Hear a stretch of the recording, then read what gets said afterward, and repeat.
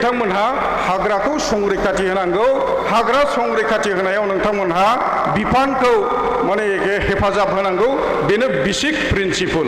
दा बे प्रिन्सिपलखौ जोङो बावलांनो नाङा फरेस्ट बिफाना हाग्रानि हाखौ नोंथांमोननो फोरमान बिलाइ होनाय मानि नोंथांमोनहाबो मोनसे फरेस्ट बिफाननो प्रतिदान होफिननांगौ दङ बे प्रतिदानानो जाबाय नोंथांमोनहा संरैखाथि होनायाव जेब्लायबो मदद होनांगौ आरो रायजो राजा खाथिनि प्रिन्स एरिया भिलेजनि जानाखि रायजो राजाफोर बिथांमोनखौ संरैखाथि होनायाव जाहाथे मदद होयो बिनि सांग्रांथिखौ लाबोनांगौ मैयासो जोङो नुदों बे माबायाव बिष्णुपुर ओनसोलाव मासे मोसाखौ बुथारनानै बिनि बेगेंजों हमजाफानाय बेबादि थासारिया बेबादि जाथाया जाबाय थायो दिनै मानो जोंनि गेजेराव सांग्रांथि गैया वाइल्डलाइफ प्रोटेक्शन एक्ट 1972 नि सेक्शन 51 मथे बेबादि लांसुनिया मानसिया जोबथेसालियाव बोसोर बोसोर जोबजानानै थानाङो बे वाइल्डलाइफ प्रोटेक्शन एक्ट 1972 नि बे संरैखाथिनि आयेना जोबोद गोरा ओंखायनो जोंनि मानसिया जाहाथे बे आयेननि आवथायाव जाहाथे फासि नाङा गाज्रि खामानिखौ मैहुर खालामनाय बबेबा मिखौ बुथारनाय बायदिसिना खामानियाव माने लोब्बा थानानै जाहाथे आयेननि साजा मोननाङा बिनि फारसे जोंनि हाग्रा ओनसोल खाथियाव थानाय रायजो राजाफ्रा सांग्रांथि जानाया मोजां मासे मै बुथारनानै नोंथाङा बेसेबां बेदर मोनजागोन बेसेबां दाम मोनगोन बेसेबां खुसि जागोन बिनिख्रुइ नोंथांनि साजाया 10 गुन जागोन गतिके जोङो दिनैनिफ्राय सांग्रां जानाया मोजां नोंथाङा साजा मोननाय मानि नोंथांनि फेमिलिया साजा मोननाय नोंथांनि भाइ भागिया साजा मोननाय नोंथांनि थाखाय उकिलनि उन उन खारफानाय कर्ट कासारि खारफानांनाय नोंथांनि न'खरा बायफ्लेलांनाय बे रोखोम सातजाल्ला जाहाथे दाजाथों जोंनि गेजेराव जोंनि रायजो राजाफोरनि गेजेराव वाइल्डलाइफनि सोमोन्दै हाग्रामा ओनसोलनि सोमोन्दै माने सांग्रांथि जाहाथे फैयो बेखौ आङो नोंथांमोनखौ खावलायबाय दिनै जोङो बयबो जुदि गोसो जानानै खामानिखौ मावोब्ला आगोलनि जानाखि डिअ'फोर दङमोन बा आगोलनि जानाखि बिफानारि माने अफिसारफोर दंमोन बिथांमोननि दिनावबो बे फोरमायसालि एरियाखौ माने एफआरए लेन्ड टाइटेल होनांसिगौ होननानै गोबां नाजाबोनाय जादोंमोन फैयै फैयै नोंथांमोननि भाग्यखौ लिरनायनि थाखाय आंहा मोनसे सुजुग दं सुबिदा दं होननानै आङो लानांगोन आंनि दिनाव नोंथांमोननि फोरमान बिलाइयाव सागान होनो आङो मोनबाय बे आंनि थाखाय खाफाल गोनांनि बाथ्रा होननानै आङो सानबाय जोङो नाजायोब्ला जेब्लाबो मोजां खामानिखौ मावनो हायो बे नाजानाया डेडिकेसना बयनावबो थानांगौ निष्ठा धृति हि सत्यम जाय निष्ठायै नाजागोन मोजां खामानिखौ सैथो खामानिखौ जाफुंसार होनो हागोन दिनै नोंथांमोनहा बे ओनसोलाव गोदान नागरिक हिसाबै गोदान हानि मोनथाय मोननानै गोदान थुलुंगाजों रायजो जानानै बे हालामनिफ्राय मोजां सुबुं सम्पद सोरजिनो नाजादो गेदेमा सुबुं सोरजिनो नाजादो जाहाथे नोंथांमोननि बे हाग्रा ओनसोल खाथिनिफ्राय गेदेमा सुबुं उजिनानै नोंथांमोननि बे ओनसोलखौबो मुलुग दरबाराव मुंदांखा खालामनो हायो बेबादि मानसि सोरजिनो लेखा गोरों फरा गोरों रोंखा राखा गेदेमा सुबुं सोरजिनो नोंथांमोनहा नाजादो बे थुलुंगाखौ लानानै नोंथांमोनहा गोदानै संसार जानो नाजादो बेनो आंनि खावलायनाय दा जाहाथे बयबो जुदि मोजाङै सान्थियै जुदि रायजो जायोब्ला बे सिमाङाबो जोंना जाफुंहैगोन जोङो जोंनि न'खरनि जानाखि अबस्था जोंनि गामिनि जानाखि अबस्था जोंनि समाजनि जानाखि अबस्था बे अबस्थाखौ दानि थासारिनिफ्राय जौसिनाव बोखोनानै जोंनि थांनानै थानायनि मानदान्दाखौ जोङो जाफुंसार होनांगोन जौगाखां होनांगोन गोजौ थाखोआव लांनांगोन जुदि समाजा गोजौ थाखोआव दावखोआब्ला बे स्टेजावनो थाबाय थायोब्ला जोङो गुबुन जौगाखांनाय माहारिफोरजों जोङो फेर फाथिनानै रायजो जानो हानाय नङा। दा जोङो नोंथांमोनहा लुबैनाय बादि आसा थिनाय बादि जा फोरमान बिलाइखौ मोनबाय, नोंथांमोननि न'खरा गोजोन जाथोंसै, खुसि जाथोंसै, नोंथांमोनहा जौगाखांथोंसै, बे हालामाबो जौगाखांनाय मोनसे उन्नत स्थान बा जायगा जाथोंसै, बेखौनो बयनिबो माने न'खर संसारा जाहाथे गोजोन जायो। आङो फंसे खोथा बुंनानै थांनोसै।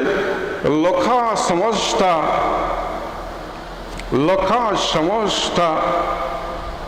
सत्यम शांति सुखिनो भवन्तु।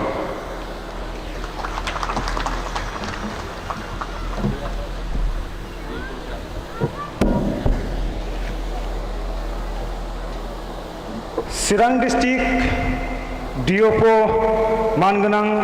सार कुंजन बसुमतारी बिथांनिसिम गावनि समखौ लानायनि थाखाय साबायखर जासिदों। आरो जों हाग्रा ओनसोलाव थानानै जों माबायदि आखुनि जानांगौ, हाग्रायाव मानो हाबनो नाङा, माखासे गभर्नमेन्टनि नियम निति, फरेस्टनि नियम नितिखौ मिथिलांहोनायनि थाखाय आरोबाव खेबसेबाव साबायखर जासिदों। लोगोसेयैनो जोङो जुग 1992 निफ्राय जोङो बे हायाव दङ, खिन्थु जोङो हानि लेखा मोननाय जायाखैमोन। फोरमायसालि FRC हिसाबै 1982 आवनो बिथांमोना हाबदोंमोन, खिन्थु हानि लेखा मोननाय जायाखैमोन। जोङो खोब खाफाल गोनां। चिरां डिस्ट्रिक्ट डिअपो सार कुंजन बसुमतारी बिथांमोन बायदि थानायाव, बिथांमोन बायदि अफिसार थानायनि थाखाय जों दिनै जोंनि हानि जि मोन्थाय बे हाखौ जों मोननो हाबाय। बिनि थाखाय सार कुंजन बसुमतारीनि थाखाय गोबार आखाइ खबना होनांगौ जों बयबो। बै गेजेराव बारा गोमाखै, खिन्थु गेजेरनियाबो मोनजोबखागोन, बयबो मोनजोबसिगोन। ओंखायनो खेबसे गासिबो आखाइ खबनांगौ।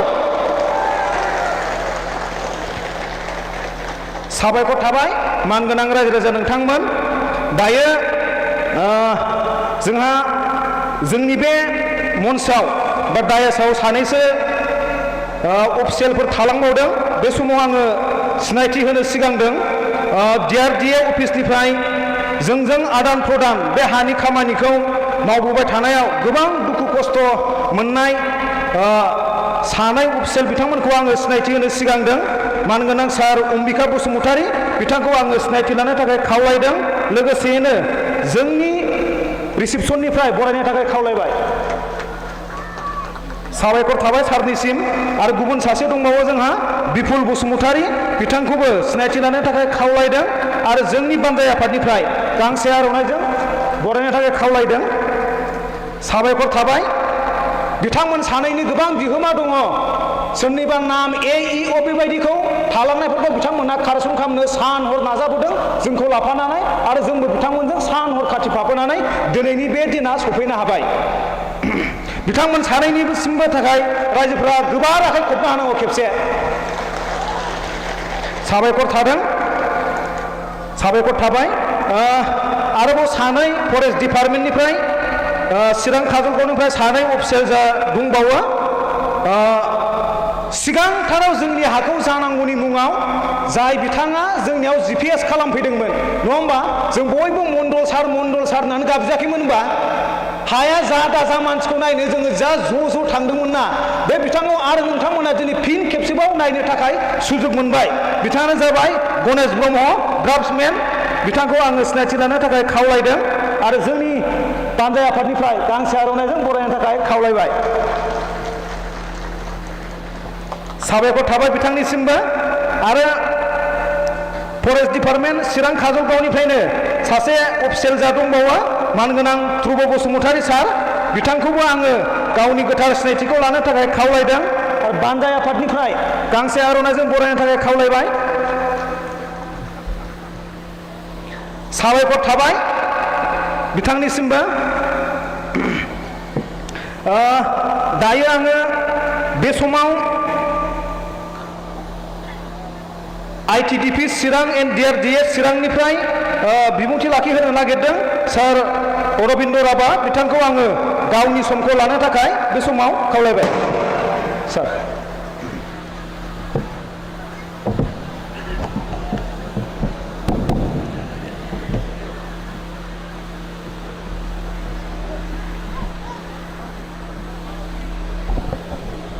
পোনপ্ৰথমে মই সকলোকে মোৰ ফালৰ পৰা নমস্কাৰ জনাইছোঁ খুলুমবাই আজি আমাৰ লেণ্ড টাইটেল চেৰিমনিয়েল ডিষ্ট্ৰিবিউশ্যনত বা অনুষ্ঠানত উপস্থিত হ'ব পৰা আমাৰ শ্ৰীযুত ধনঞ্জয় বসুমতাৰী অনাৰেবল EM তথা আমাৰ MCLA মানাছ চাৰিফাং সমষ্টি মহোদয় আৰু আজি আমাৰ অনুষ্ঠানত উপস্থিত হ'ব পৰা আমাৰ ex-MLA শ্ৰীযুত কমল নাৰায়ণ মহোদয় আৰু আমাৰ মিউনিচিপাল বৰ্ডৰ চেয়াৰমেন মহোদয় আৰু আমাৰ মঞ্চত উপবিষ্ট বিভিন্ন দল সংগঠনৰ লগত জড়িত সন্মানীয় ব্যক্তিসকল আৰু মোৰ DFO ডাঙৰীয়া আৰু মোৰ সন্মানীয় ৰাইজ তথা VCDC চেয়াৰমেনসকল সদস্যসকল আৰু মোৰ চৰ্দাৰ বা মৰমৰ ক্লাইমেণ্টসকল আপোনালোকে ইতিমধ্যে আমাৰ DFO ডাঙৰীয়া আপোনালোকক ধুনীয়াকৈ বুজাই দিছে বা কি আপোনালোকৰ কৰ্তব্য কি বা বনাঞ্চল কেনেকৈ সংৰক্ষিত কৰি ৰাখিব লাগে সেইবিলাক আপোনালোকক কৈ দিছে মই সেইবিলাক বিষয়ে আকৌ ক'ব নাযাওঁ মই মাথো আপোনালোকক এইটোৱে জনাম আজি যিটো ডিষ্ট্ৰিবিউশ্যন আমাৰ ফৰেষ্ট লেণ্ড টাইটেল যিটো ডিষ্ট্ৰিবিউশ্যন ইয়াৰ অনুষ্ঠান হৈছে কিন্তু ইয়াৰ আগতে আমাৰ লাইমতি আমাৰ DC অফিচ আমাৰ সন্মানীয় DC ছাৰৰ তত্ত্বাৱধায়ত সেইদিনাখন আমাৰ আসাম গভৰ্ণমেণ্টৰ সন্মানীয় আমাৰ কেবিনেট মিনিষ্টাৰ উষা বৰা ছাৰে আমাৰ আজি যিটো দিবলগীয়া গাৰেমচা ৰংজালি আৰু ফৰমাইচালিৰ সেইদিনাখন আমাৰ 14টা তাতে চেৰিমনি ডিষ্ট্ৰিবিউশ্যন কৰা হৈছে আৰু ইতিমধ্যে আমাৰ 21 তাৰিখে আমাৰ কয়লা মহিলা আমটেকা মালিভিটা তাতো আমাৰ চেৰিমনি ডিষ্ট্ৰিবিউশ্যন কৰা হৈ গৈছে আৰু ৰিচেণ্টলি আমাৰ দৈচনগুৰি আৰু শান্তুপৰা ইতিমধ্যে আমাৰ চেৰিমনি ডিষ্ট্ৰিবিউশ্যন হৈ গৈছে আজি আমাৰ ইয়াত তিনিটাই হ'ব গেৰেমচা ফৰমাইচালি আৰু ৰংজালি ইয়াতে আমাৰ টোটেল ক্লেইমেণ্ট বা আমাৰ যিটো লেণ্ড টাইটেল পাবলগীয়া ইয়াত আছে আমাৰ 750 জন এই 750 জনৰ ভিতৰত আমাৰ 670 জন হ'ল আমাৰ ইণ্ডিভিজুৱেল আৰু কমিউনিটি হ'ল 80 জন আমাৰ লেণ্ড টাইটেল দিয়া হ'ব কিন্তু কথা হ'ল কি আজি গোটেইখিনি ইয়াত দিয়া নহ'ব আমাৰ 10টাকৈ 30টা চেৰিমনি ডিষ্ট্ৰিবিউশ্যন কৰা হ'ব আৰু পিছত আমি বাকীখিনি বা মানুহে ভাবিব পাৰে যে আমি নাপাম নেকি সেইটো আপোনালোকে আমাৰ অফিচৰ পৰা আমাৰ সন্মানীয় FRC কমিটিৰ ছেক্ৰেটাৰী প্ৰেচিডেণ্টসকল আছে বা মেম্বাৰসকল আছে তেওঁলোকৰ হাতত দিয়া হ'ব আৰু তেওঁলোকে আপোনালোকৰ নিজা লেণ্ড টাইটেলখিনি আপোনালোকক দি দিব প্ৰধানকৈ এতিয়া আমাৰ বিজনেছ হাব SDLCৰ যিটো আণ্ডাৰত আমাৰ যিখিনি ক্লেইমেণ্ট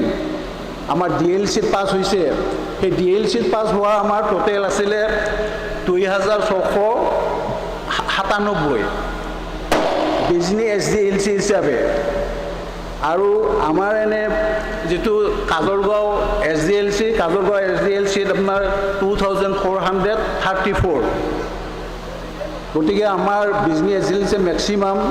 আৰু সেইটো আমাৰ কয়লামলা গ্ৰামসভাৰ পৰা যিখিনি আহিছে কয়লামলাত মেক্সিমাম আছে 1237 যিয়েই নহওক আমাৰ চিৰাং ডিষ্ট্ৰিক্টত টোটেল FRC বা লেণ্ড টাইটেল দিব পৰা অৱস্থাত এতিয়া হৈছে আমাৰ 5131 জন চিৰাং ডিষ্ট্ৰিক্টত আৰু ইতিমধ্যে মই বিজনী SDLC আৰু কাজলগাঁও SDLCৰ বিষয়ে আপোনালোকক ক'লোঁ। মই আৰু বেছি দীঘলীয়া নকৰোঁ, গতিকে আপোনালোকে আজি যিটো 30টা ডিষ্ট্ৰিক্ট বাকীখিনি আপোনালোকে পাব আমাৰ অফিচৰ পৰা আমাৰ সন্মান ছেক্ৰেটাৰী বা প্ৰেচিডেণ্টসকলে লৈ আহিব, তাৰ পৰা আপোনালোকে পাব। গতিকে ভয় খাব নালাগে, যিখিনি পাছ হৈছে বা যিখিনি DLCত পাছ হৈছে সেইখিনি আপোনালোকে পাই যাব। আৰু বাকী কিছুমান হেৰিত আছে তেনেকৈ আমি নাপাম নেকি কিবা নেকি, এইটো একচুৱেলিটো কণ্টিনিউৱাছ প্ৰচেছ। আৰু ইতিমধ্যে মই জনাত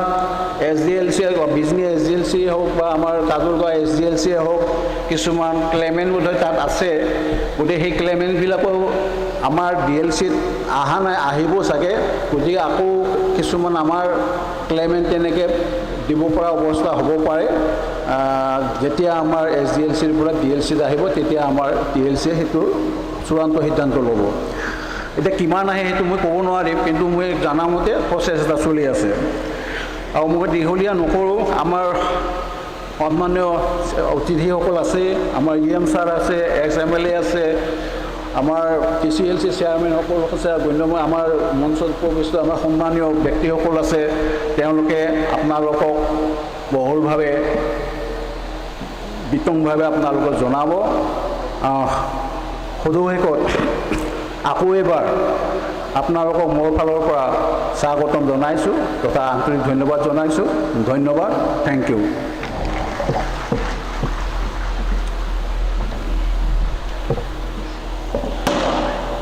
चिरां डिस्ट्रिक्ट ITDP आरो DRDA सारनिसिम सार अरबिन्द राभा सारनिसिम साबायखर थाबाय। दा नोंथांमोना मोजाङै सिनायदोंना जोंनि सार्टिफिकेटआव दे साथाम अफिसारफोरनि सहि थागोन, बा दाख्लैफोर जोङो मिटिङाव देखायबाय साथाम अफिसारनि सहि दङ, नङा होमबा? PD, DFO, DC। दा DCआ गोबांथार खामानि थानायनि थाखाय दिनै बिथाङा सफैनो हायाखै, खिन्थु दा सानै सफैनानै दं। सानैनि गेजेराव दहाय एसे सिगाङाव बिबुंथि लाखिलांनाय मानगोनां कुन्जन बसुमतारी सार DFO, बिथांनि सहि दङ जोंनि सार्टिफिकेटआव, जोंनि हानि लेखायाव। बिनि नेक्स्टआव दङ जोंहा ITDP चिरां DRDनिफ्राय दानिसो बिबुंथि लाखिलांनाय सार अरबिन्द राभा, बिथांनिबो जा सहि दङ। दा बेखायनो बिथांनि थाखायबो गोबारै खेबसे आखाइ खबना होनांगौ। साबायखर थाबाय। दायो आङो बे समाव सानैसो आरो सिनायथि होनो सिगांदों। बिजनी डिस्ट्रिक्ट फार्मार सेलनि मानगोनां आफादगिरि आदा पबित्र नार्जारी, बिथांखौ आङो सिनायथि लानो थाखाय खावलायबाय आरो गांसे आर'नाइजों बरायनानै लानो थाखाय खावलायबाय।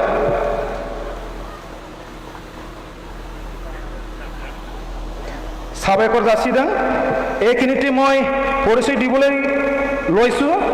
সুবাজাই ব্লক কমিটি UPPLৰ সাধাৰণ সম্পাদক সাংগঠনিক উত্তম ভৌমিক ডাঙৰীয়া, তেখেতক মই নিজৰ পৰিচয় দাঙি ধৰিবলৈ অনুৰোধ জনালোঁ। ধন্যবাদ থাকিল।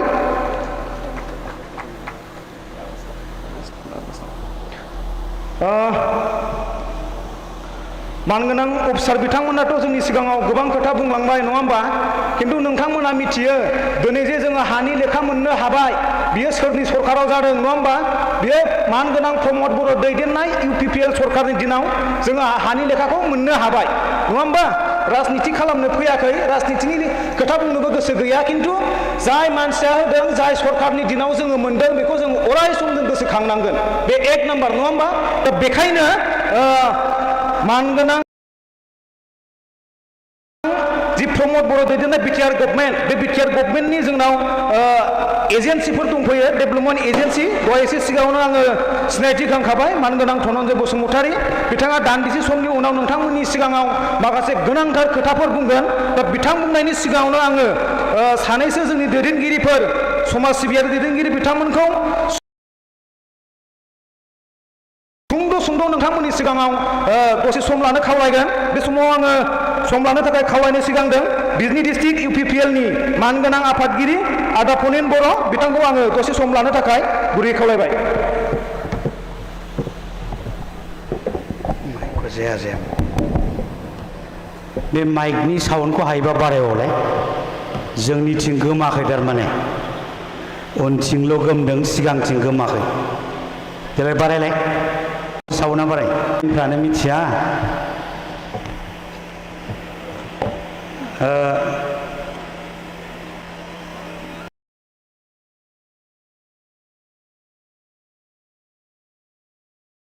गेरेमसा एफआरसि फोरमायसालि एफआरसि आरो रंजालि एफआरसि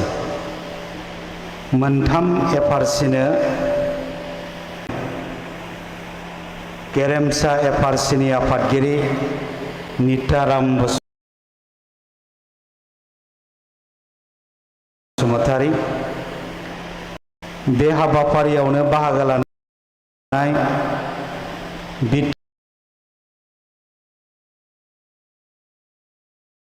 बिटिआरनि इएम धनन्जय बसुमतारी बे हाबाफारियावनो बाहागो लानाय एक्स एमएलए कमल सिंह नार्जारी बे हाबाफारियावनो बाहागो लानाय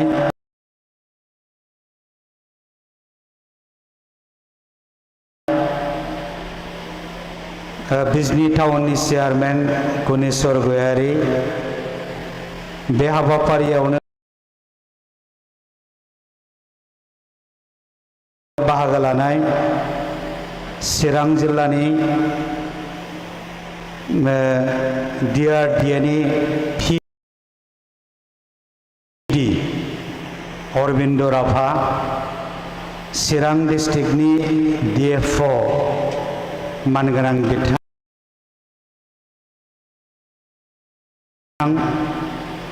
अफिसार्स बिथांमोन इउपिपिएलनि गुबुन गुबुन बिबानाव थानाय बिबानगिरि नोंथांमोन मोनथाम एफआरसिनि आफादगिरि नेहाथारिजों लोगोसे बिबानगिरि नोंथांमोन 750 फेमिलि दिनै हा पाट्टा लांनो फैनाय सिबिजाथाव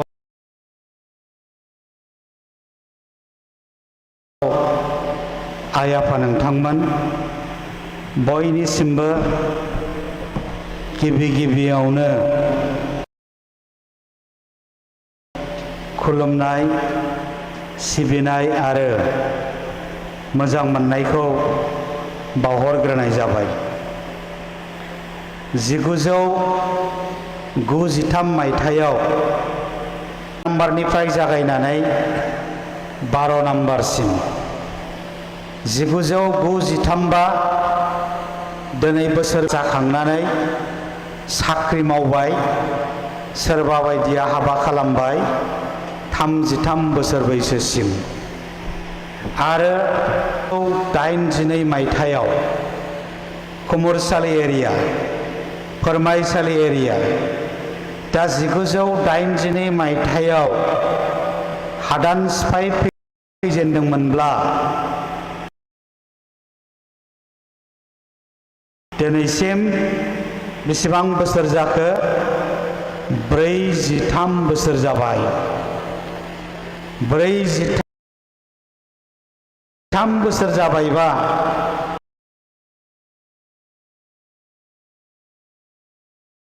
आंनि बैसोआ 47 बोसोर जाबाय, बोरायलायनोसै।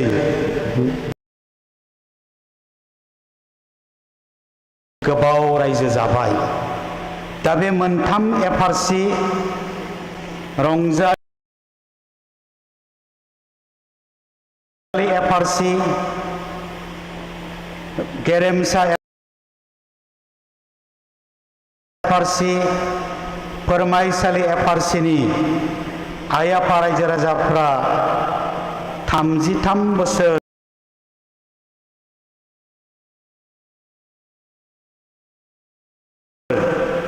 43 बोसोर आंनाव जे हा दं, आं जे हानि बिगोमा नोंथांमोना बुंनानै लानो हायाखैमोन। जायनि थाखाय सरकारि नेम आयेन बायदियै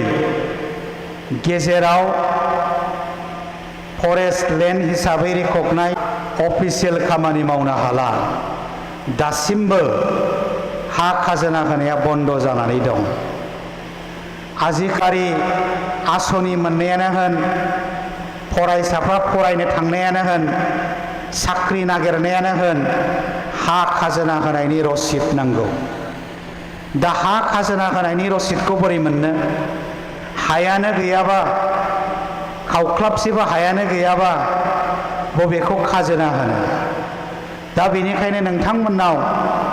हा खाजोना होनायनि रसिद गैयामोन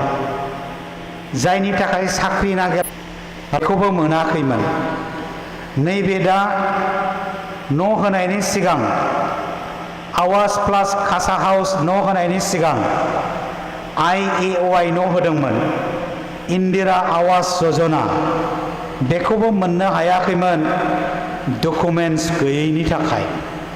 दा होनबा नोंथांमोना बेसे जाल्लायाव दङमोन जों जेब्ला फरायसा आफादाव खामानि मावदोंमोन सनितपुर गहपुर बिश्वनाथ चारियाली बै जायगाफोराव मिथिं गाहैदोंमोन मिथिं गाहैनायाव जों ओरैनि मानसिखाय जों सोंफ्लांहैदों जे नोंथांमोननियाव माथो सेन्ट ग्रेभेल लामाबो गैया राजीव गान्धी कारेन्टबो गैया गभर्नमेन्टआ बानायनानै होनाय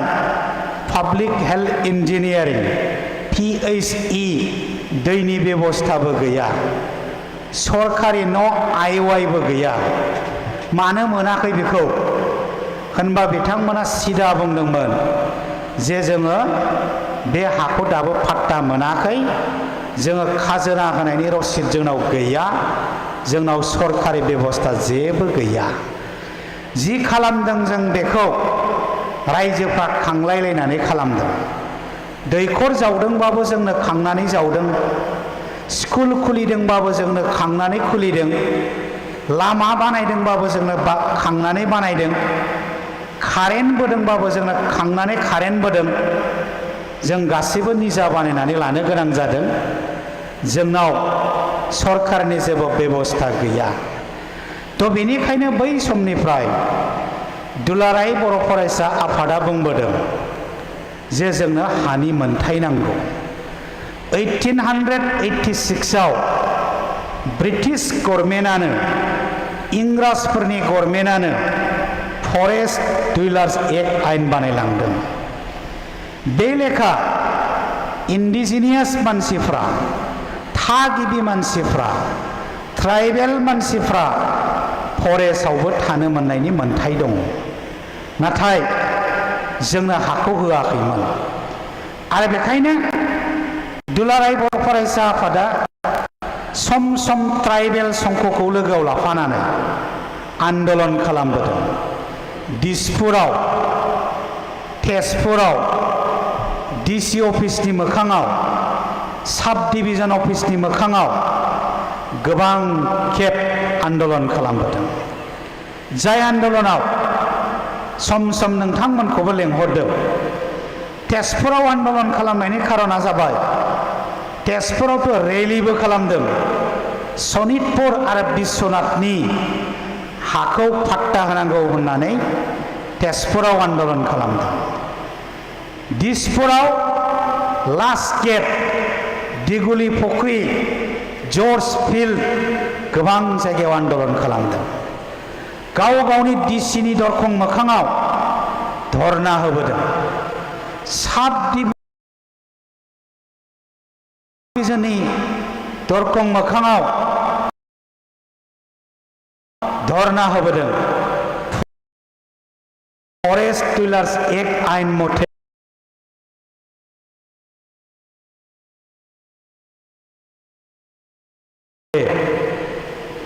इन्डिजिनियास मानसिफोरनो बा बर' ट्राइबेलफोरनो फरेस्टनि हाखौ पाट्टा होनांगौ होननानै दाबि खालामबोदों दाबि खालामबोयै बोयै एफा एफा मालाबा DCफोरा होबोदों नाथाय बेबायदि बुरजा होबोआखै जेब्ला BTR सुक्ति जाबाय BTR सुक्ति जानानै UPPLआ BJPजों इउजि ब्रह्म मोना अशोक सिंगाल मोना सरि बिनि आगोल बिजेपि सरकार फैनायनि आगोल खेबसे चिफ मिनिस्टार धरुन गगैया थैनायनि आगोल सनितपुराव थांनानै बेसेबांबा न'खरनो हानि पाट्टा सरकार दानायनि उनाव इउजि ब्रह्म मिनिस्टार अशोक सिंगाल इउपिपिएलनि दैदेनगिरि बिथांमोना गहपुराव थांनानै सनितपुराव थांनानै बेसेबांबा बिगा बेसेबांबा न'खर बर' मानसिफोरनो हा पाट्टा होजेनदों बेनि उनाव माजबादाव एसे बेनि उनाव सरलपारा बेनि उनाव सान्तिपुर दागगारि रनिकाटा हा पाट्टा होबोदों जायखौ हा पाट्टा होनायनि मेला नाम होबोदों दिनै चिरां जिल्लायाव सान्तिपुर रनिकाटा दागगारियाव होखांनायनि उनाव बिजनी साब डिविजनाव फर्मेलि आनुष्ठानिक भाबै मोनथाम एफआरसि गेरेमसा आरो फोरमायसालि रंजालि मोनथाम एफआरसिनो 750 न'खरनो दिनै हा पाट्टा राननो थांगासिनो दङ आरो दसे उनाव एम धनन्जय बसुमतारी बिथाङा हयथ' फोरमायगोन सप्तासेनि गेजेराव नङाबा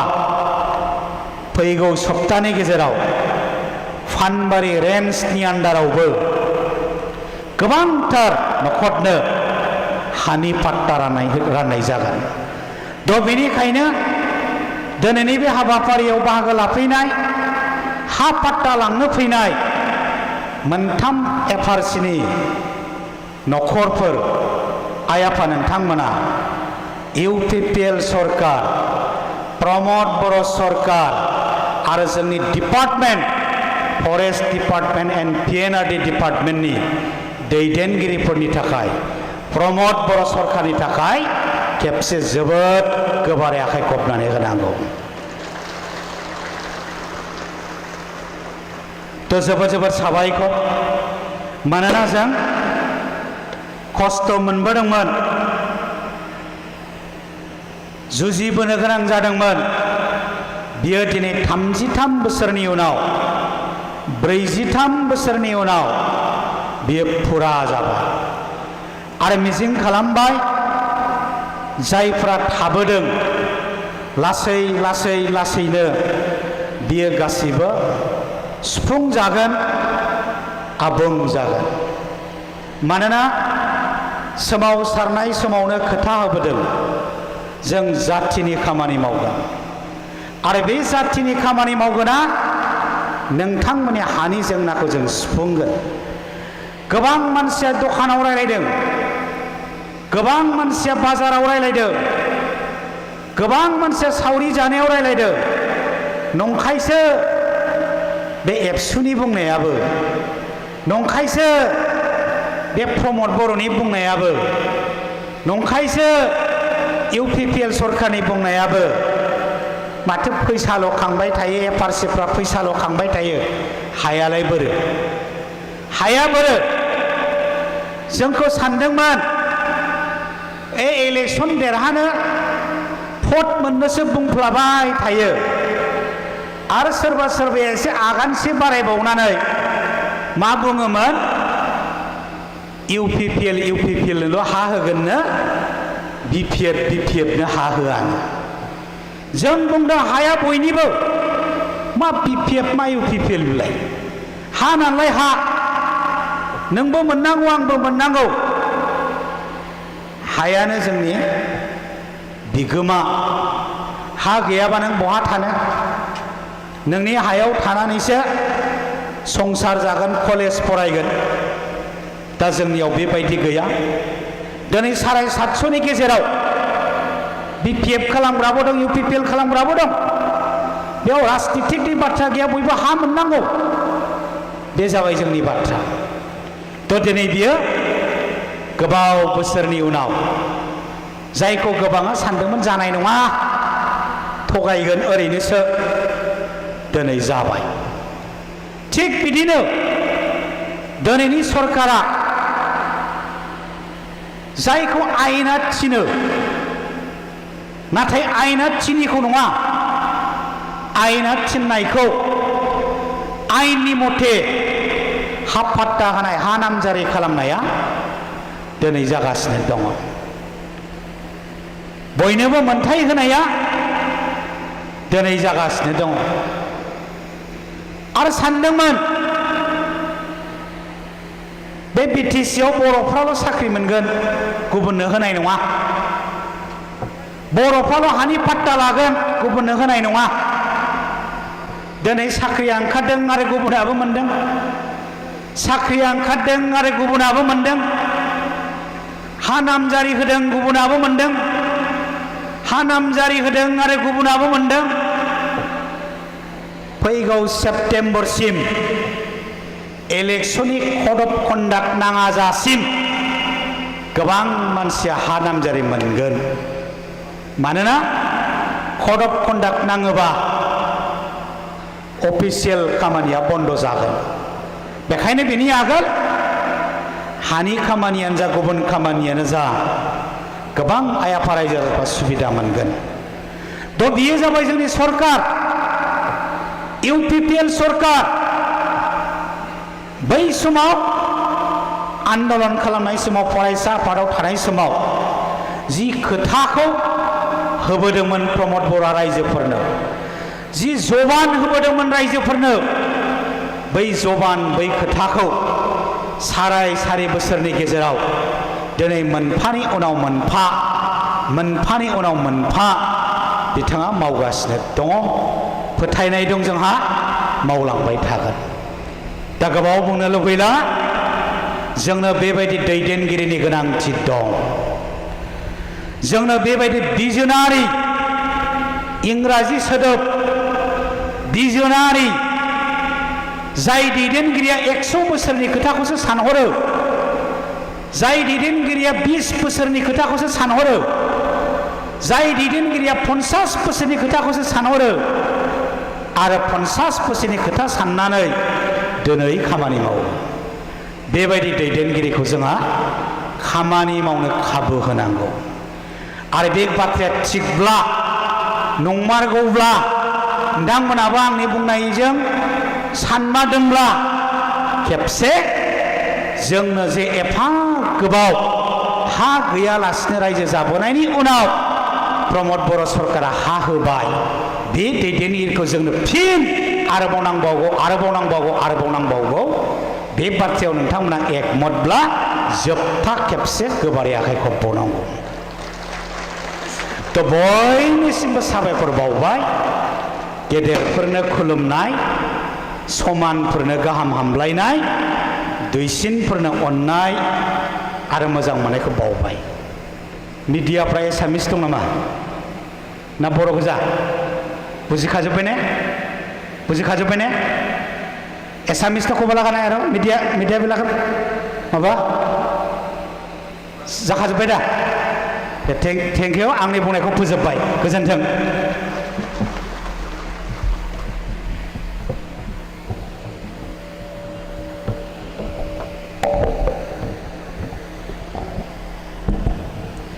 बिजनी डिस्ट्रिक्ट इउपिपिएल नि मानगोनां आफादगिरि सार पुनिन बर' बिथां गावनि समखौ लानायनि थाखाय साबायखर जासिदों जोङो बांद्राय गोलाव खालामनो लुबैयाखै सान्दुङाबो बिराद थिं बार एसे दंखायसो जिरायनो हादों नङा होमबा दा आरो बेखिनि खस्थ'आ जोंनि थाखाय जेबोबो नङा बोरैबा साननो थाङोबा गोबाव सम नाजाबोनायनि उनाव दिनै मोनसे गेदेरथार जाफुंसारनाय बे जाफुंसारनायनि थाखाय बेखिनि सान्दुङा जोंनि थाखाय जेबो नङा बेखायनो जिहेतु जोंनाव मोजां दैदेनगिरि बिथांमोना सानैसो दंबावो एकदम सुंद'यै सानैसो बिबुंथि लाखिहोनो लुबैबावदों दायो आं बे समाव दसे सम ओरैनो रायदावनाय बायदि बाहागो लानो थाखाय बा सम लानो थाखाय खावलायनो लुबैदों। मोनसे समनि MCLA दानि बिजनी मिउनिसिपाल बर्डनि चेयारमेन मानगोनां गुनेश्वर गयारी सार बिथांखौ आङो दसे सम रायदावनो थाखाय खावलायनाय जाबाय।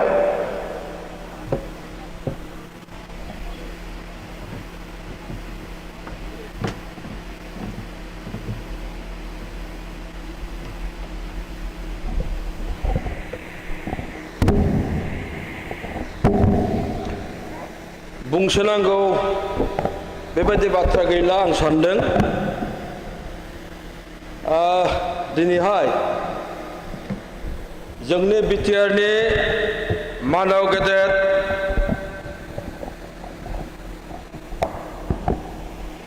चिफ मानाव गेदेर प्रमद बर' दैदेननाय बे सरकार आरो बिथांनि अनसायनाय बे अनसायनायजों दिनैहाय जोंनि मोनथाम FRC बे FRCनि सिङाव थानाय जायफ्रा हानि फोरमान बिलाइ आजावनो फैदों बा मोनगोन बिथांमोननिसिम आङो जोंनि मानाव गेदेर चिफ बिथांनि जानानै नोंथांमोननो आङो बोरसो सारस्रिनो सानदों। बेयो मानाव गेदेर प्रमद बर' बिथांनि बिथांनि बोराव दिनैहाय जोंनि हालामनि मानसिफ्रा थागिबि महरै दिनैहाय हानि फोरमानलाइ बे मोननो हानाया गोरलै बाथ्रा नङा। एसे सिगाङाव जोंहा जिल्ला UPPLनि आफादगिरि फनिन बर' बिथाङा गोसोआव नांहाबजासे माखासे थांनाय समनि बाथ्रा सातजाल्ला बायदिसिना बाथ्राफोरखौ बुंदों, बेनो थोजासे। आरो दिनैनि बे हाबाफारियाव मैखोमै बाहागो लाफैनाय जोंनि मानाव गेदेर EM जोंनि मानास सेरफांनि MCLA धनन्जय बसुमतारी दंफैयो, बिथांनिबो समष्टिनि गोबां मानसि बेहाय दंफैयो। आरो बे हाबाफारियावनो मैखोमै बाहागो लादों जोंनिनो सिगांनि MLA जेरै कमल सिंह नार्जारी बिथां दंफैयो, जोंनि चिरां जिल्लानि DFO बसुमतारी बिथां, जोंनि चिरां जिल्ला प्रजेक्ट डाइरेक्टर जोंना अरबिन्द राभा बिथां दंफैयो आरो गोबां अफिसनि खामानि मावग्रा बिथांमोन दंफैयो। जोंनि गेजेराव दंफैयो बर' साहित्य सभानि गाहाय नेहाथारि, ट्राइबेल संघ बिजनी जिल्लानि आफादगिरि दैदेनगिरिफोर दंफैयो। दा जोंनि दोलोनि गुबुन गुबुन दैदेनगिरिफोर दंफैयो। दा गासिबनिबो साखि दा दिनैनिफ्राय नोंथांमोनहा बेयाव खुनु सातजाल्ला खैदां खैफोद गैयालासेनो संसार मोनजानायनि फोरमान बिलाइ बेखौ मोननो हाबाय होननानै आङो फोसावदोंबो। दा बेहाय आङो बुंसोनो सानाखै, जेरै मोनदों बेखौ नोंथांमोनहा बाहायनो रोंनांगोन। बे बारिया जोंनि जाबाय, बे ओनसोला जोंनि जाबाय, बेखौ मोजाङै जोथोन लाखिनानै जों बेहायनो जुग जुग संसार जानायनि थांखि, बे थांखिखौसो नोंथांमोना लानांगोन। गुबुन जायगाखौ दा नायहरसै, गुबुनखौ नायहरोबा गुबुननि खोथाखौ दा सोंसै। बे हाया जोंनि, बेयावनो जोङो हारा गारगोन। बेखौ जोङो गोसोआव सोनानै आङो आइमाव रायजो राजा नोंथांमोनखौ आं खावलायदों। खारन नोंथांमोना जोंनि बे हालामनिनो, दहाय बुंनाय बायदि गोबां थासारि सोमावसारनाय खामानि दामानिफ्राव जोङो नांलाय खमलायबाबो जोङो लोगो मोनबोबाय थादों। दा दिनैहाय नोंथांमोना जेसेबां खुसि, दिनै जोंनि बिटिआरनि चिफ मानाव गेदेर प्रमद बर' बिथाङाबो नोंथांमोननिख्रुइ बांसिन खुसि, बे खुसिखौ फोरमायगासिनो दङ। आरो दिनैहाय जों जेसेबां दङ दिनैहाय बयनिबो गोसोआव बयनिबो रंजाखांनाय दिनै दङ दहाय जोंनि जिल्लानि चिरां जिल्लानि डिएफअ बिथाङा खुसिजोंनो बुंदों बिथाङाबो थोजासे माने जिबनाव बे साख्रि जिबनाव जे जोंनि बे हालामनि रायजोफोरनो हानि फोरमान बिलाइ होलांनो हादों बे साख्रि जिबनाव थैजासिम गोसोआव थागोन नङा होमबा दा जायखिजाया माने खुसिनि दिन आरो नोंथांमोना गोसोआव लादो बेहायनो थानानै जोङो गथ' गथाय गासिबखौबो इयुनाव जाहाथे जोङो आलो गोजोनै थानानै जोंनि गथ' गथायफोरखौ गोजौ फारसे जोङो दैथायहोलांनो हायो बा गोरों गोरा खालामनो हायो बे थांखियावल' थादो मोनसे सममोन बनसो नागिरनो ना न'सो खाफ्रानो ना दै लायनो ना ओंखाम संनो ना हाजिरा मावहैनो बेफोर सात जाल्लाया जोंनि हिसाबाव खमावबो 30 बोसोर फैबाय दिनैसिम नङा होमबा दा दिनैहाय बे थासारिया गोदान जोब्बाय दिनैनिफ्राय गोदान सिमां बे सिमाङाव नोंथांमोना सिमांखौ मोगथाङाव जाफुंसार होदो आङो आंनि खावलायनाय आं गुबुन खोथा बुंला आङो बयखौबो जोंनि दैदेनगिरि अफिसियेल मानाव गेदेर प्रमद बर' जोंनि बिटिआरनि चिफ आरो सारा बिटिआर हालामनि जोंनि सात जाल्ला दुखु जाल्लायाव गोलैनाय सुबुंफोरनिसिम आङो आंनि गोसो सिंनिफ्राय अनसायनाय आरो दुखु जाल्लायाव गोग्लैनाय दङब्लाबो जाहाथे थाब रैखाथि मोनो आरो बेहाय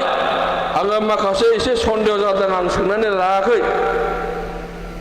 मोनफ्रोमबो जोंनि मोनथाम एफआरसिनि सिङाव जोंनि माखासे बेयाव थानाय मानसिफ्रा दिनैहाय फोरमान बिलाइ बा खैसजन दङमोन हयथ' माखासे थालांदों खोमा ना माने थालांनाय दं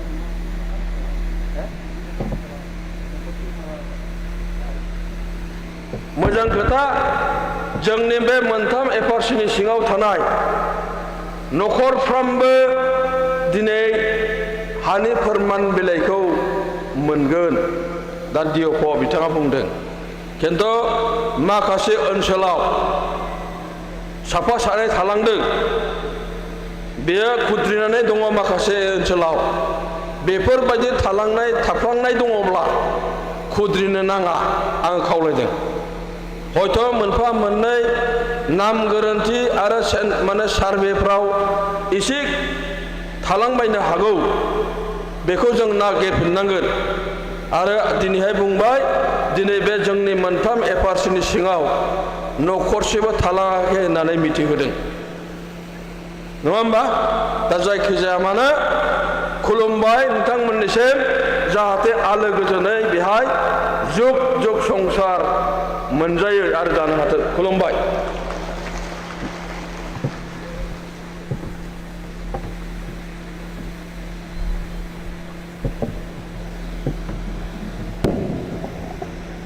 दानिसो बिबुंथि लाखिलांनाय मानगोनां सारनिसिम साबायखर जासिदों नोंथांमोनजों दसे सम रायदावनायनि थाखाय गोबांथार बेबायदि बिबुंथि लाखि होनो लुबैयाखै सासेबाव दसे सम रायदावहोनो नोंथांमोनजों बेखौ आङो सानबाय बे समाव आङो मोनसे समनि एमएलए मानगोनां कमल सिंह नार्जारी सार बिथांखौ आङो दसे सम रायजोफोरजों रायदावनो थाखाय खावलायबाय बिनि उनावनो जोंहा मानगोनां बिटिआरनि इएम सार धनन्जय बसुमतारी दङ बिथांखौ बुंहोसिगोन बिथां बुंनाय लोगो लोगोनो जोङो जोंनि दिनैनि जि हाबाफारि फोरमान बिलाइ राननाय बे हाबाफारिखौ जोङो खालामगोन दायो आङो बे समाव सारखौ सम लानो थाखाय खावलायबाय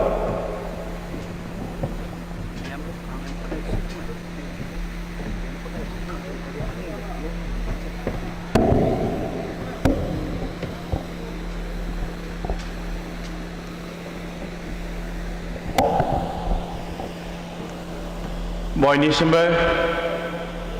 आंनि गोसो गोरबोनि खुलुमनाय अनसायनाय हामलायथि बावनायखौ जासिग्रोनाय जाहैबाय।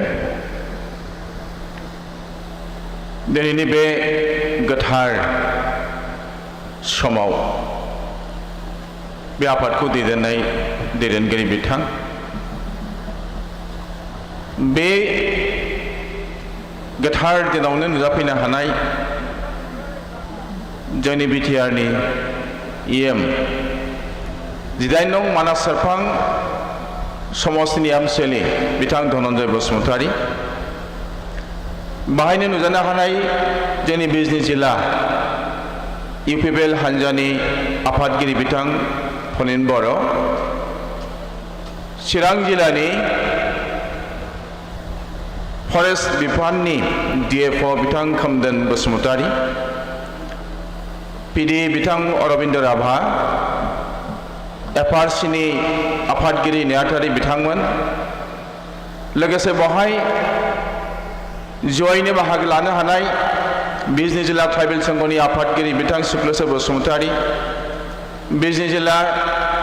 बर' थुनलाइ आफादनि गाहाय नेहाथारि बिथां दिलीप ब्रह्म, जोंनि मिरु UPPLनि मिडिया सेलनि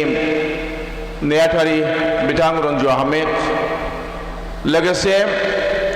UPPL हान्जानिनो जिल्ला ब्लक आरो प्राइमारिनि आफादगिरि दैदेनगिरिजों लोगोसे दैदेनगिरि बिथांमोन आरो DRDAजों लोगोसे फरेस्ट डिपार्टमेन्टनि बिबानगिरि बिथांमोनजों लोगोसे फोरमायसिलि, गेरेमसा आरो दंजालि बे मोनथाम FRCनि सिङाव थानाय हा मोनगोन रायजो राजा नोंथांमोन,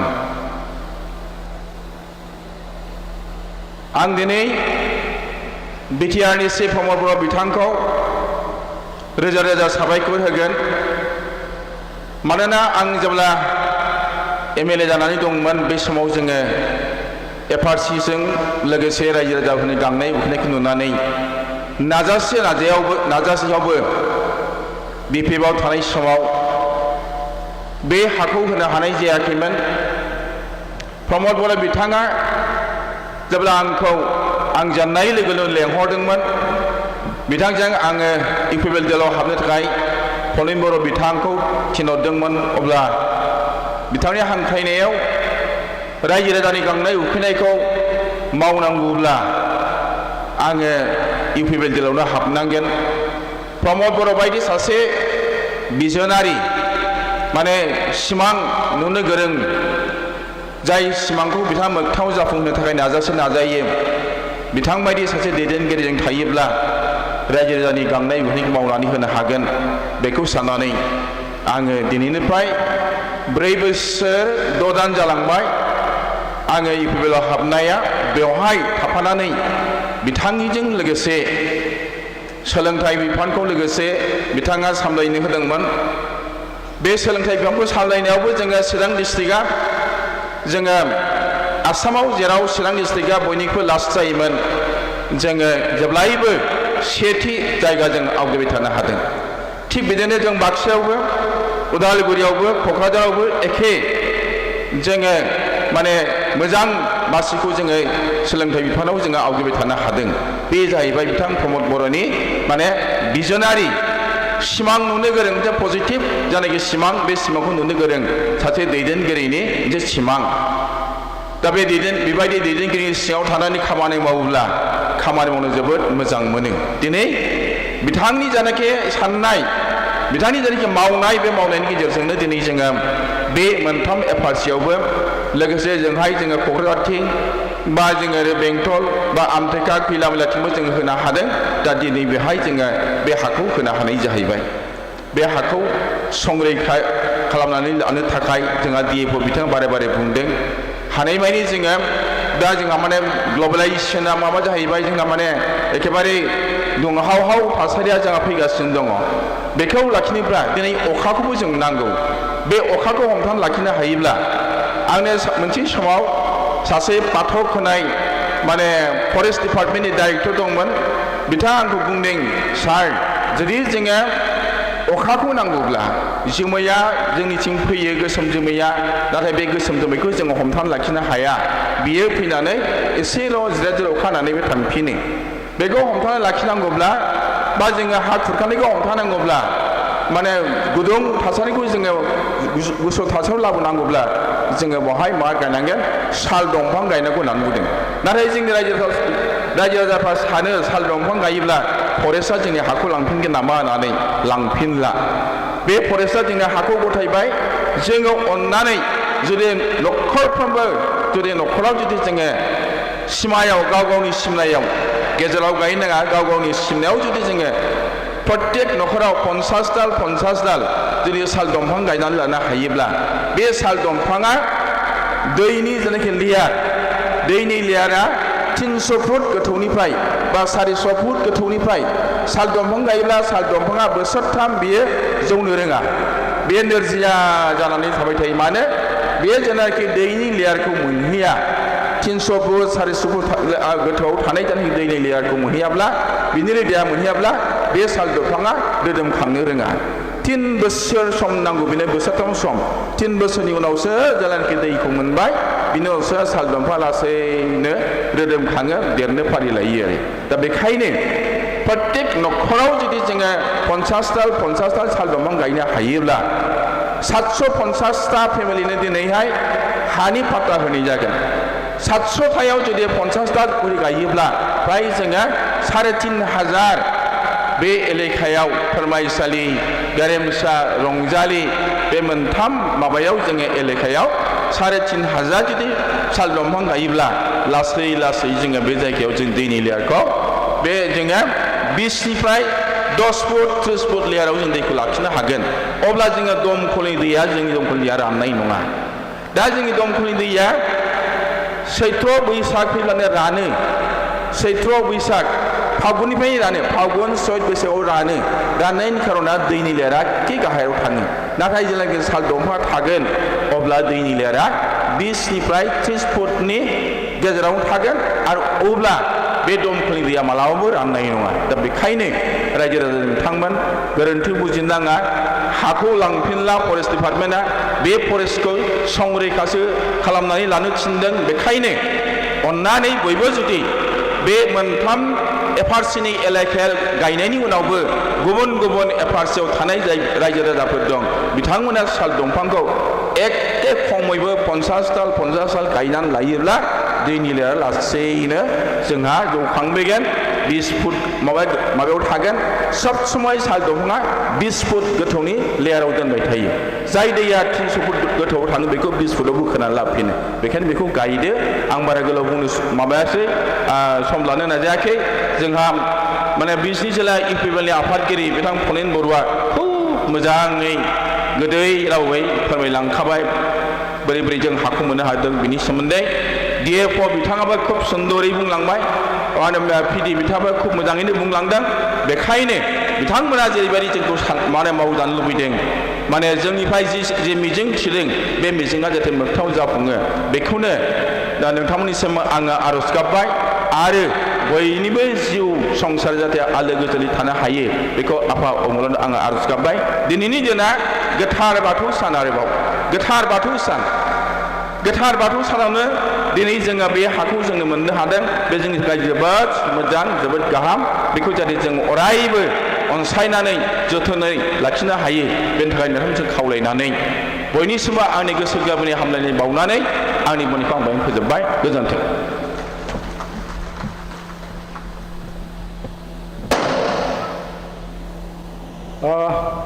मानगोनां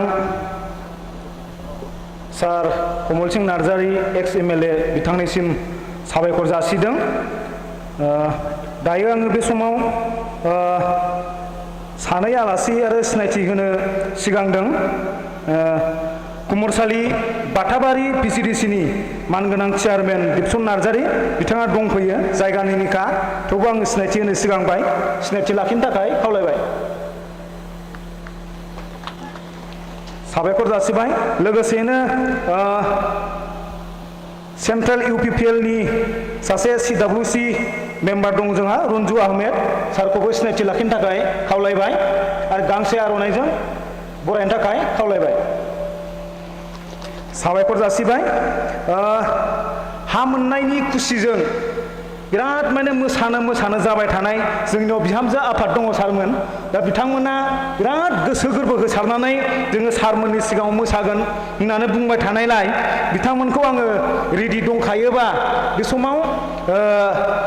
मोसानायखौ दिन्थिफैनो थाखाय गुरै खावलायहरबाय एसे थाबै खालाम अननानै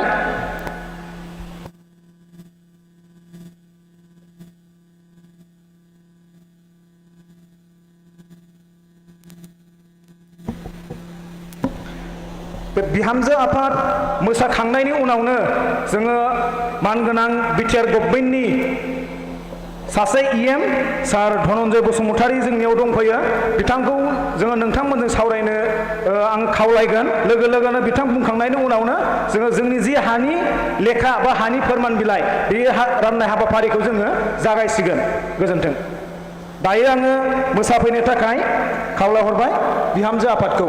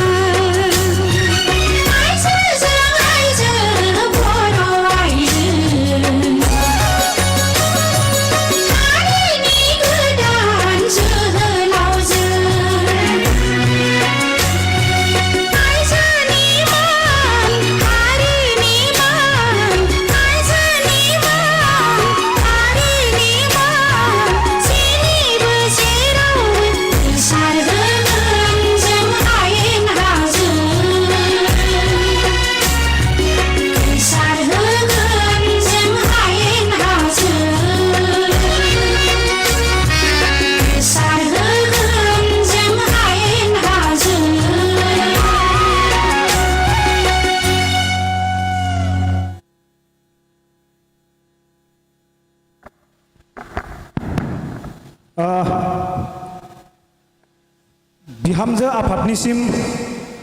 साबायखर जासिबाय आरो बे बिहामजो आफाद बिथांमोननि मोसानायखौ मोजां मोननानै मानगोनां जोंनि चिरां डिस्ट्रिक्ट डिअ सार कुन्दन बसुमतारी सारा मोसानायखौ मोजां मोननानै 1000 बान्था हरदों बान्थाखौ लांफैनो थाखाय खावलायहरबाय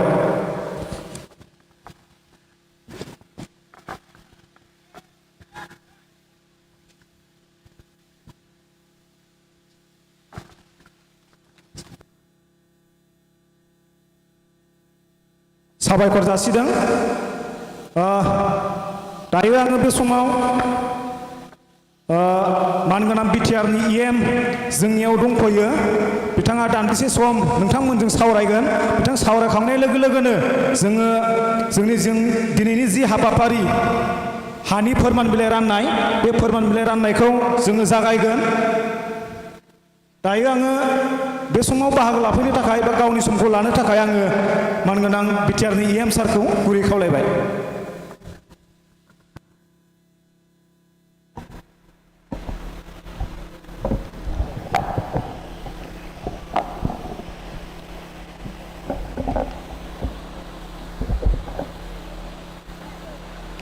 खुलुमबाय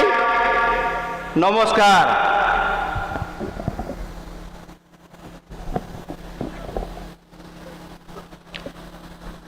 दिनै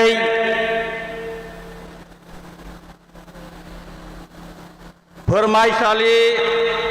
आरो गेरेमसा आरो रंजालि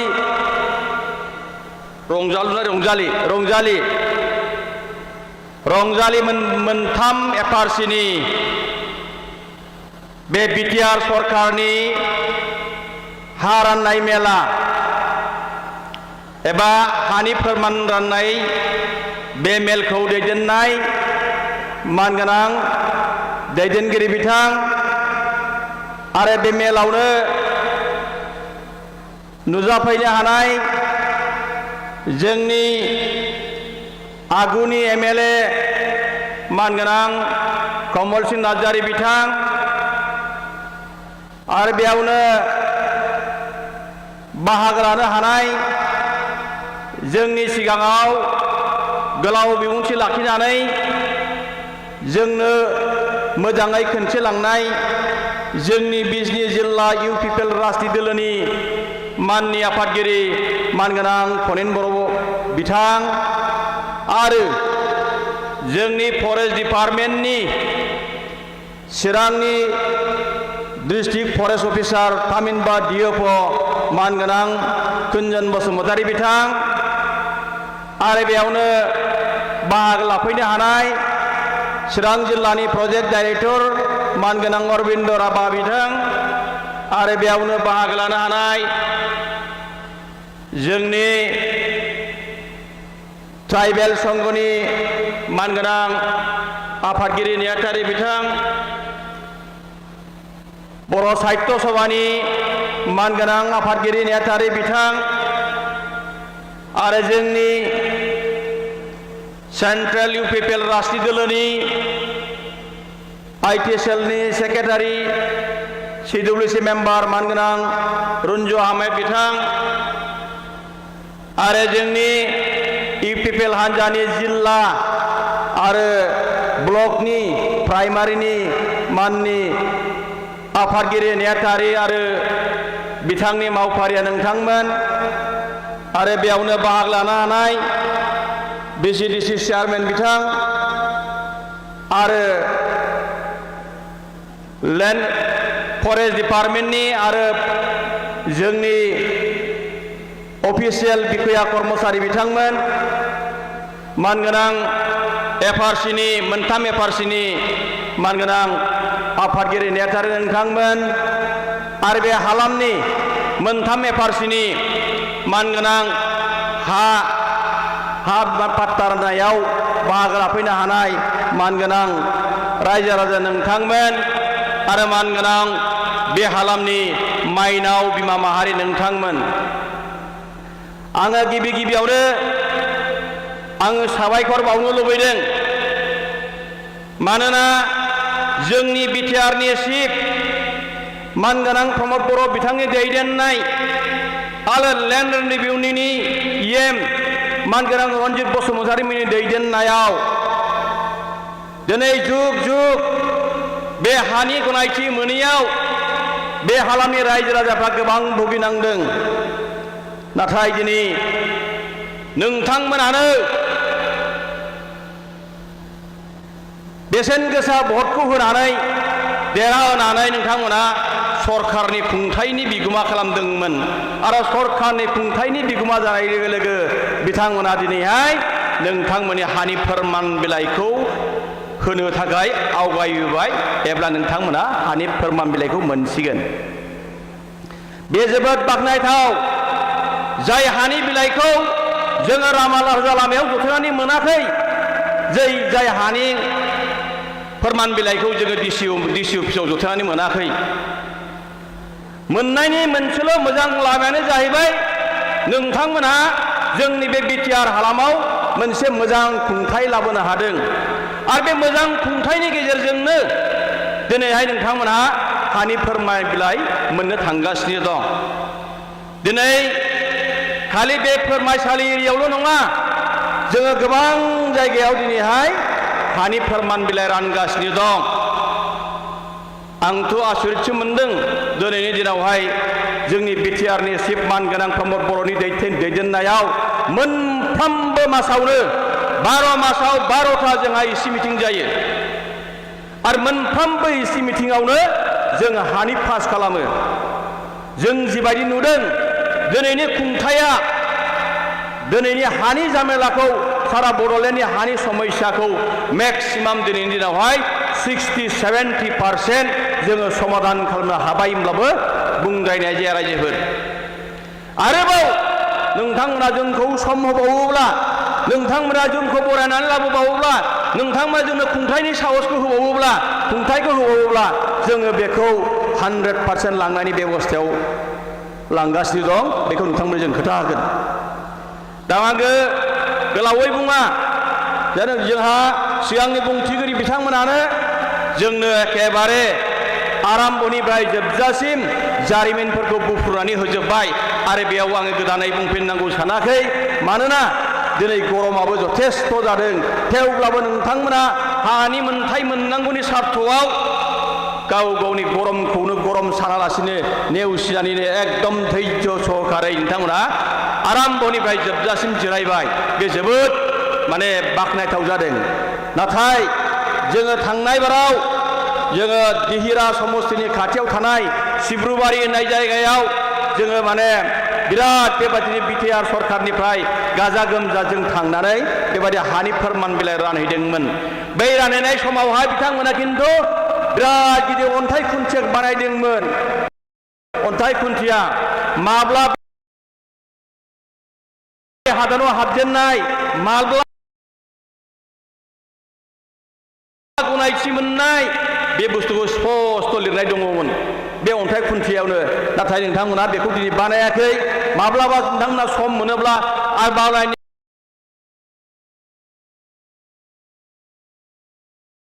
गोसो दङब्ला आं नोंथांमोनखौ बानायनोसो थिनदों। मानोना भबिष्यत जोंनि जेनेरेसना, जोंनि फैबाय थानाय गथ'फ्रा जों बुंनो हागोन बेयाव माब्लानिफ्राय संसार जाजेननाय आरो बेयाव जों माब्लानिफ्राय जों हानि गनायथि मोननाय, बेनि जारिमिना बै खाम्फायावनो थागोन। बेखायनो आं खावलायगोन नोंथांमोनहा बे खामानिखौ जाहाथे नोंथांमोन खावलायगोन जे फोरमान बिलाइया जाहैबाय मात्र गावनि थैजों सोमोन्दो थानाय, गावनि जाथि बंस'जों सोमोन्दो थानाय बे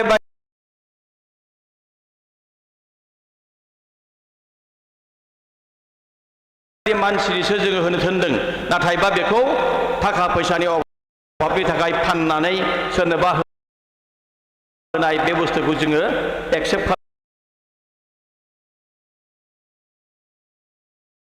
खालामनाय नङा। जोबथारनायाव आं गोलाव बिबुंथि बुंलिया रायजो राजाफोर, आं बेखौनो मिजिंथि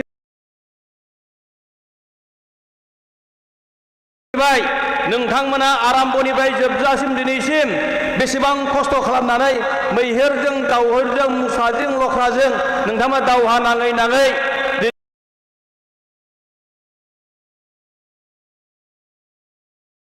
दिनैहाय बे हाखौ मोननो हाबाय। नाथाय आं दिनै साबायखर बावथारनांगोन जाय बिथांमोनहा बे हा सोरजिनायाव गिबिसिन फैजेननानै गिबि खेबनि थाखाय दैदेननायनि गेजेरजों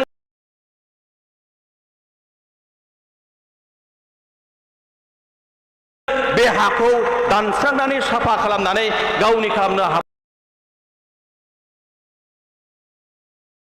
हाबाय नाथाय बिथांमोना दिनै जोंनि गेजेराव गैला बिथांमोना हयथ' रुंसारि जालांबाय बिथांमोननिसिमबो आंनि गोसो गोरबोनिफ्राय खुलुमनाय आरो सिबिनाय बावहरबाय आरो जोबथारनायाव बे हालामनि रायजो राजाफोर संसार जानायाव बे हायाव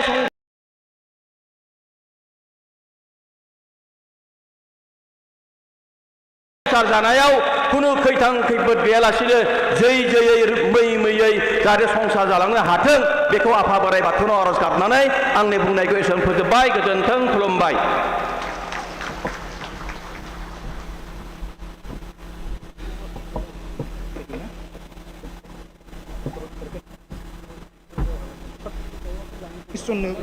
फारियै मुंखौ खारि हरनो लुबैदों गिबियाव जोङो गेरेमसा ग्राम मोनसे ग्राम सभानिफ्राय सारमोना 10 जन रानलांनो नागिरदों बेयाव आङो साबायै टिम जाना फैनो थाखाय खावलायदों गोजौआव साबा गाखो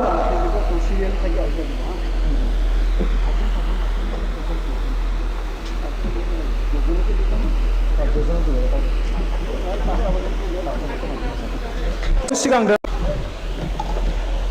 सेथियाव दङ गेरेमसा ग्राम सभानिफ्राय बिनि फिसारि दङ बेयाव सानसुमै बसुमतारी 11 नम्बर सनापुर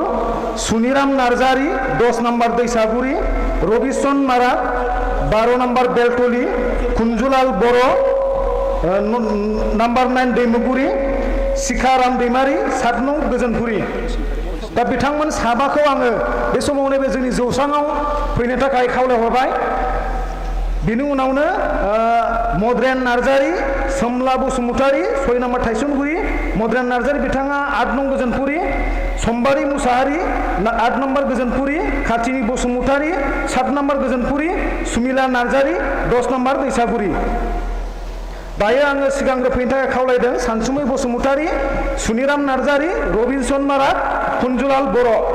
आरो शिखाराम दैमारी बिथांमोन साबाया सिगांग्रो फैनो थाखाय खावलायहरनाय जाबाय नोंनिया बिसिनि उनाव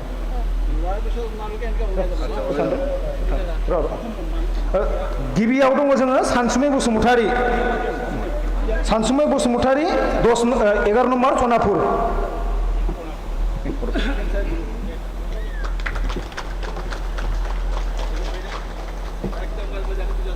बयबो आखाइ खबना होनांगौ हरजाय थानाया नेक्स्ट दङ सुनिराम नार्जारी 10 नम्बर दैसागुरी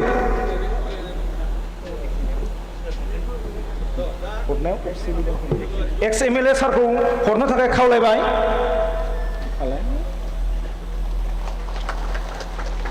साबायखर थाबाय बिनि उनाव दङ रबिसन मारा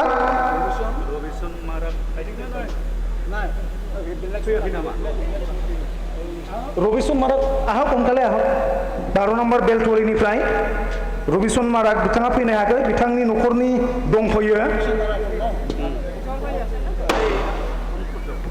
फोरमान बिलाइखौ गथायनो थाखाय आङो मानगोनां दिउप चिरां सारखौ खावलायबाय बेनि उनाव दं जोंहा कुंजुलाल बर'